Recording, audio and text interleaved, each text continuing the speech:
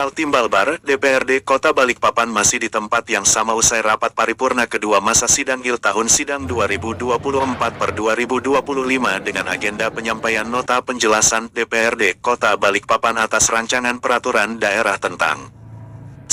Pendidikan Pancasila dan wawasan kebangsaan. 2. Penyelenggaraan perumahan dan kawasan pemukiman.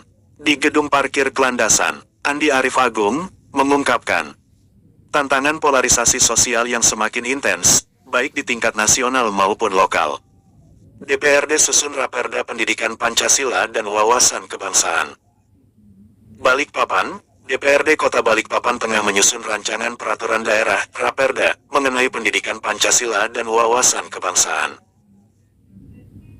Raperda inisiatif ini dilatar belakangi oleh kebutuhan untuk menumbuh kembangkan nilai-nilai kebangsaan di tengah masyarakat, terutama dalam menghadapi tantangan polarisasi sosial yang semakin intens, baik di tingkat nasional maupun lokal.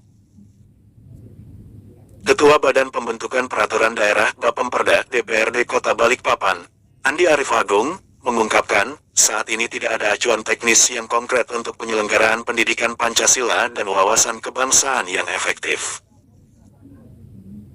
Dulu kita kenal dengan penataran P4, namun saat ini tidak ada formulasi baku yang dapat digunakan, ujarnya kepada wartawan usai menghadiri rapat paripurna di Gedung Parkir Kelandasan, Senin, tanggal 3 Februari tahun 2025. Andi juga menyoroti pentingnya peran daerah dalam memperkuat nilai-nilai kebangsaan, terutama di tengah polarisasi masyarakat yang semakin tajam. Polarisasi yang terjadi pada beberapa pemilu dan pembinaan presiden, menurut Andi, tidak hanya terjadi di Pulau Jawa, tetapi juga di Balikpapan. Ia mengakui bahwa primordialisme yang berkembang semakin mengkhawatirkan, sehingga pendidikan wawasan kebangsaan yang dilengkapi dengan kearifan lokal menjadi sangat penting. Filosofi yang kami usung adalah di mana kita berpijak, di situ langit kita junjung bersama, katanya.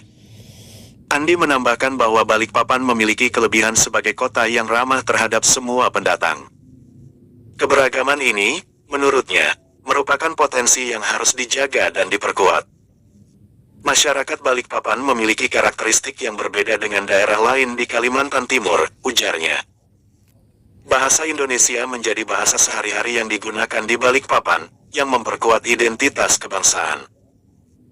Raperda ini, menurut Andi, juga bertujuan menjadikan Balikpapan sebagai prototipe penerapan nilai-nilai kebangsaan di Indonesia. Sebagai pintu gerbang ibu kota Nusantara, Balikpapan diharapkan dapat menunjukkan citra keberagaman dan kebinekaan Indonesia.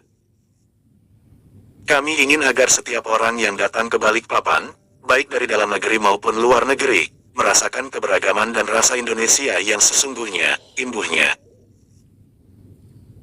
Penyusunan Raperda ini diharapkan dapat memberikan landasan yang lebih kuat dalam menanamkan nilai-nilai Pancasila dan wawasan kebangsaan kepada masyarakat Balikpapan, serta menjadi contoh bagi daerah lain di Indonesia dalam memperkuat persatuan dan kesatuan bangsa. Pendidikan Pancasila dan wawasan kebangsaan, kita melihat bahwa sudah hari ini kan kita nggak punya acuan teknis yang lebih konkret dalam rangka untuk kemudian menumbuh kembangkan dan menanamkan lagi kembali nilai-nilai kebangsaan dan wawasan Nusantara. Kalau zaman dulu kita mungkin kenal dengan penataran P4, tapi hari ini kan tidak ada formulasi yang baru dalam situasi ini. Di satu sisi yang lain, bahwa kebutuhan daerah itu sangat penting. Beberapa kali pemilu legislatif maupun pemilihan presiden terjadi polarisasi masyarakat yang sangat luar biasa. Jadi bukan hanya terjadi di Jawa, di Balikpapan juga luar biasa. Baru kemudian primordialisme ini kan. Hari Senin tanggal 3 Februari 2025 dari Gedung Parkir Kelandasan bersama Kaltim Balbar Usman Jakkatalu mengabarkan.